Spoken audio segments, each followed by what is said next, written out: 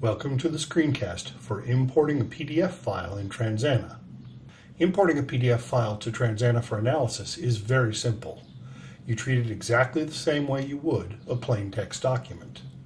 You must first have a library. We already have a library called PDF Document Data. I'll right-click my library and choose Add Text or PDF Document. Transana displays the Add Document form.